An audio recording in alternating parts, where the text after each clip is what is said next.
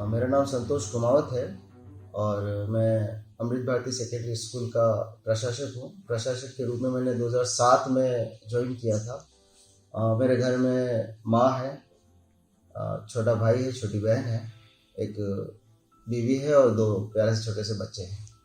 मैंने 2007 में अपने स्कूल को ज्वाइन किया था। उससे पहले मैंने अपना MBA किया था पैसिफिक इंस्टीट्यूट से 2005 से 2007, और उससे पहले मैंने MB कॉलेज से अपना कॉमर्स में ग्रेजुएशन किया था। उस वक्त मेरा मानस स्कूल में आने का नहीं था, प्योर मानस था मेरा बैंकिंग सेक्टर में जाना है, मार्केटिंग सेक्टर में जाऊंगा, तो उसी के लिए मैं अपनी प्रिपरेशन कर रहा था। पर 2007 जुलाई में अपने फादर के देहांत के बाद मैं स्कूल से जुड़ा। 2007 से पहले तक मैं as a student, as a learner ही रहा, और जो कि मेरा प्रोफेशन कह सकता हूँ मैं, या मेरा पैशन जो कह सकता हूँ, क्रिकेट को मैंने बहुत ज़्यादा इंपॉर्टेंस दे रखी थी। तो तब तक मैंने अपने आप को एज ए प्लेयर ही रखा हुआ था, स्पोर्ट्समैन।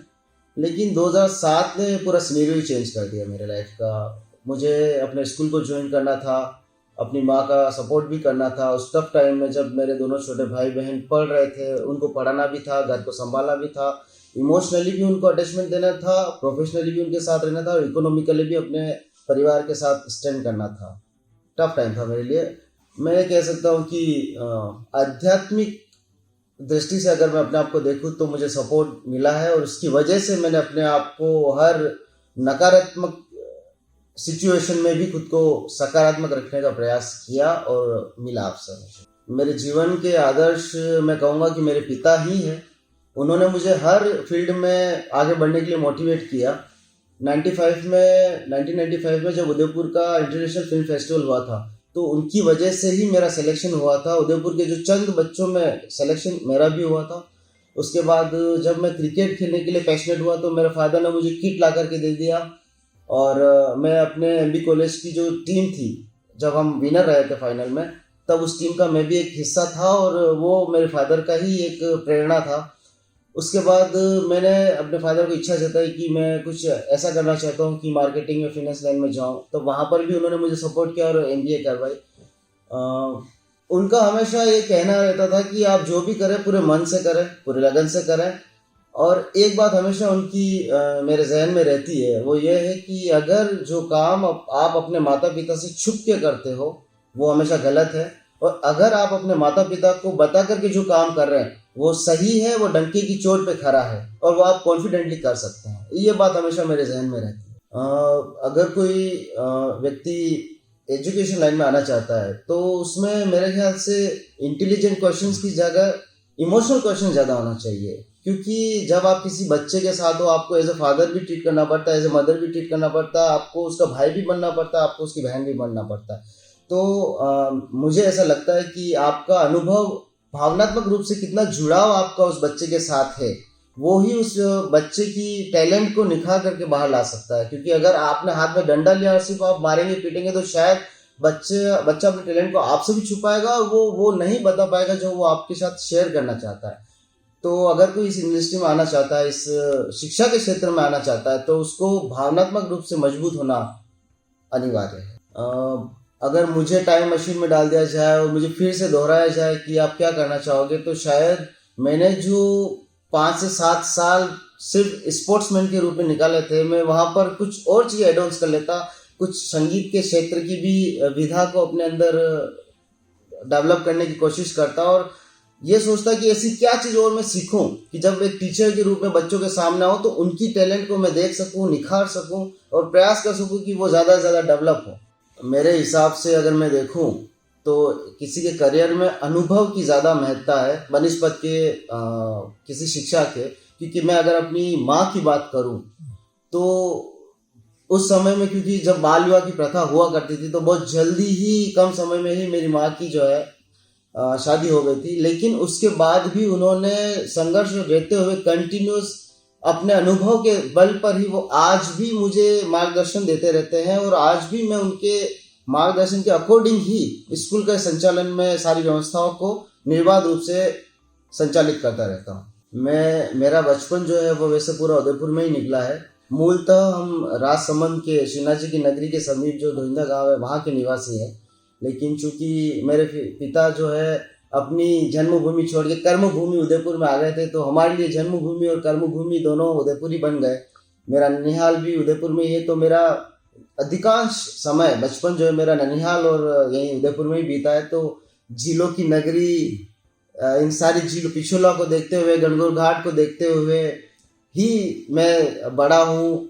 बचपन की एक मेमोरी मुझे बहुत अच्छे से आज भी ताज़ा है, वो ये है कि गणगौर घाट पे जब मेला लगता था तो हम चांदपोल की उस पुलिया से अपने माँ, मासी और मामी जी के साथ में आते थे, और वहाँ पर कुछ रुपए में हमारा इतना भरपूर आनंद होता था। वो गुब्बारे लेना, वहाँ पर चाट पकौड़ी खाना और उनके साथ घूमना, वहाँ पे भीड़ देख करके, भीड़ के साथ में हम भी नाच रहे होते, गा रहे होते, झूले देखते, डॉलर देखते, उन सब के साथ में मुझे याद है कि पैसों से शायद हम खुशियों को नहीं तलाश कर सकते हैं, या वो संतुष्टि हमें नहीं मिल सकती है जितनी संतुष्टि हमको अपने परिवार के साथ में रह कर के मिल सकती है।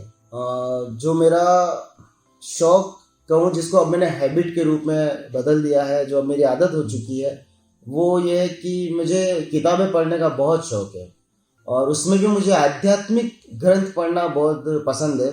और इस लॉकडाउन के 6 महीने के बीच में मैंने 2 बार भगवत गीता को पढ़ लिया था। क्योंकि रामायण हमारे जीवन में रची बसी है, तो कहीं ना कहीं उसका प्रभाव और हमारे ऊपर है। तो रामचरितमानस को भी मैंने इन 6 महीनों में 2 बार पढ़ लिया था। तो मैं तो यही कहूँगा, मेरी आदत किताब पढ़ना है। घूमना तो है ही है, लेकिन उसके साथ में किताब पढ़ने की मैंने शौक की जगह उसको आदत में बदल दिया। मुझे लगता है कि मेरे पिताजी से ही मुझे ये सारे नेतृत्व के गुण मिले हैं, क्योंकि बचपन से मैं देखा करता था।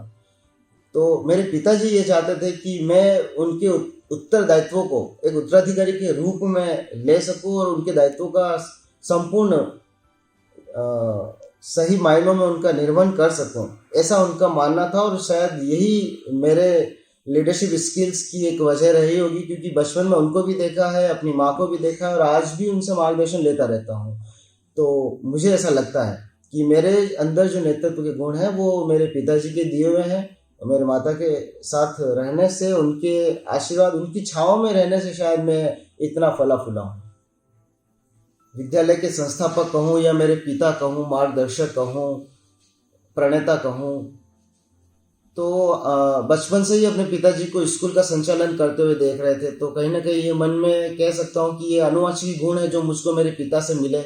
और स्कूल का संचालन, क्योंकि तब जब शिक्षा के अधिकार के तहत निःशुल्क नहीं था, तब भी मेरे पिताजी निःशुल्क पढ़ाते थे बच्चों को, और आज भी हमने ये परंपरा कायम रख रखी है। आज भी लगभग 100 से ज़्यादा बच्चे ऐसे जिनको हम निःशुल्क पढ़ा रहे हैं।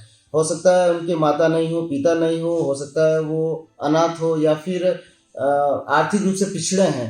तो ऐसे बच्चों की मदद करना, मुझे लगता है कि मैं और कोई माध्यम से कर ना पाऊँ, पर स्कूल मेरे पास एक ऐसा माध्यम है जिसके थ्रू मैं ऐसे बच्चों की मदद कर सकता हूँ जो टैलेंटेड है, प्रतिभावान है, लेकिन उनको पढ़ने का मौका नहीं मिल रहा है। तो उनको मैं शिक्षा के जो अवसर दे सकता हूँ वो मैं देने की पूरी कोशिश करता हूँ। अपने श्रोता लोगों के लिए, अपने दर्शकों के लिए मैं 2 लाइनें ज़रूर पेश करना चाहूँगा, और चाहूँगा कि आपको शायद पसंद आए। क्योंकि जब मैं अपने आप को बहुत डाउन फील करता हूँ या नकारात्मक फील करता हूँ, तो मुझे ये लाइनें फिर से जोश भर देती है कि ना सर झुका के जियो और ना मुँह छुपा के जियो, गमों का दौर भी आए तो सर उठा के जियो, ना मुँह छुपा के जियो और न सर झुका के जियो। अगर आपको मेरी कहानी पसंद आए तो प्लीज़ इसे शेयर करें, लाइक करें, फॉलो करें। जय मेवा।